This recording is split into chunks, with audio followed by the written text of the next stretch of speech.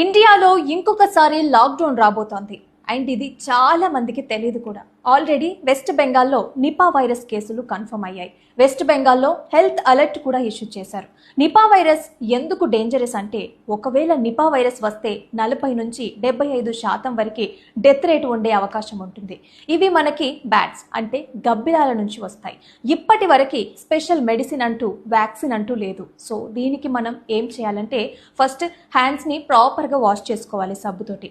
Second, ప్రాపర్గా ఫ్రూట్స్ని wash చేసుకొని తినాలి. ఫ్రూట్స్ మీద ఏదైనా మరకలు ఉన్నా లేదా దెబ్బ తగిలిన మార్కులు పడినట్లు ఉన్నా కూడా పడేయాలి. థర్డ్, ఎవరైనా కూడా చికెన్ మటన్ తింటారో ప్రాపర్గా కుక్ చేసుకున్న తర్వాతనే దాన్ని తినాలి. ఎందుకంటే కంటామినేషన్ ద్వారా వైరస్ ట్రాన్స్ఫార్మ్ అయ్యే అవకాశం ఉంటుంది. మీ ఫ్రెండ్స్ అండ్ ఫ్యామిలీస్కి ఈ వీడియోని తప్పకుండా షేర్ చేయండి. ఇలాంటి ఇంపార్టెంట్ న్యూస్ కోసం మా ఛానల్ని సబ్స్క్రైబ్ చేయండి.